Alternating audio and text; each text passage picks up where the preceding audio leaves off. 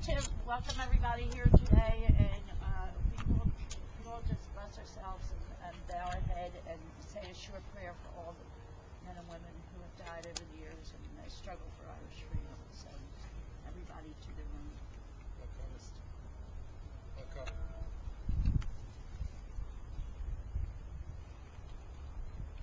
And Lord have mercy on all their souls, and thanks to them. Now we'll have Patty Loomer say a recitation on Joe McGarrity's life.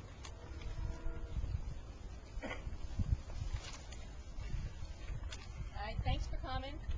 I'm going to speak about Joe McGarrity. He was born in Carrickmore, County Tyrone. He immigrated to the U.S. in 1892. He was about 18 years old. He snuck away from home and had to borrow money to finish his trip to Philadelphia, where he had an aunt of his that lived here. Although he was a good businessman himself, his business failed twice due to each time a business partner's embezzlement, and a third time his business failed is purported to be due to money spent on the cause of Irish freedom. He joined Clan Gael after first joining an AOH, which he considered not sufficiently Irish Republican enough for himself. In the years leading up to the 1916 Easter Uprising, Joseph McGarrity led a fundraising effort to supply the IRB with guns. He also donated a substantial sum to this cause. He managed de Valera's tour to the U.S. in 1919 and became very close to him. He named his son after him, and he ran a number of Irish-American newspapers that supported the Irish independence. He was against the 1922 treaty and remained an unrepentant physical force Republican his whole life. He died in 1940. The IRA signed all of its statements J.J. McGarrity up until 1969, when it split into the official and the provisional movements. I also wanted to say a little word about, there are other Irish Republicans who died and buried in this cemetery. There's Danny Catalane, there's Mick Williams, I've forgotten his first name, there's Martin Noon, there's Luke Dillon, and there's Tom Milo here in the cemetery as well. Okay?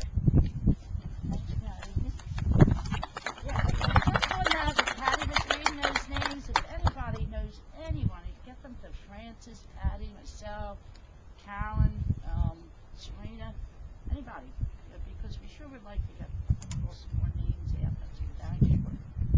All right, now we have the reading of the proclamation of the provisional government of the 1916 uprising for an Irish Republic, and it was read by Patrick Pierce on the steps of the General Post Office in Dublin City in 1916. Today we will have John Bryan read it for us here.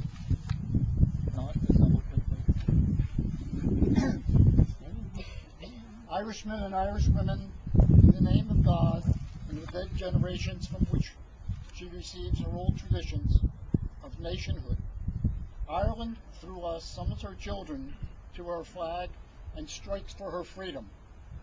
Having organized and trained her manhood through her secret revolutionary organization, the Irish Republican Brotherhood, and through her open military organization, the Irish Volunteers and the Irish Citizen Army, having patiently perfected her discipline, having resolutely waited for the right moment to reveal itself, she now seizes that moment, and supported by her exiled children in America and by gallant allies in Europe, for relying in the first on her own strength, she strikes in full confidence of victory. We declare the right of the people of Ireland to the ownership of Ireland and to the unfettered control of Irish destinies, to be sovereign and indefeasible. The long usurpation of that right by a foreign people and government has not extinguished the right, nor it can ever be extinguished, except by the destruction of the Irish people. In every generation, the Irish people have asserted their right to national freedom, sovereignty. 6 times during the last 300 years, they have asserted it to arms. standing on that fundamental right, and again asserting it in arms in the face of the world, we hereby proclaim the Irish Republic as a sovereign, independent state, and we pledge our lives and the lives of our comrades in arms to the cause of its freedom, its welfare, and its exaltations among the nations. The Irish Republic is entitled to, and hereby claims, the allegiance of every Irishman and Irishwoman.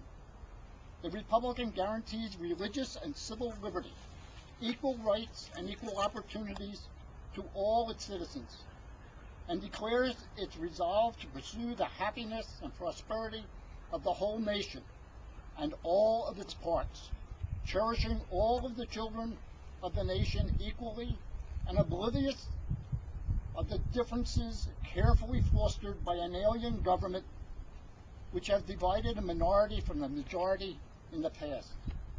Until our arms have brought the opportune moment for the establishment of a permanent national representative of the whole people of Ireland and elected by the suffrages of all her men and women, the provisional government hereby constituted will administer the civil and military affairs of the Republic in trust for these people.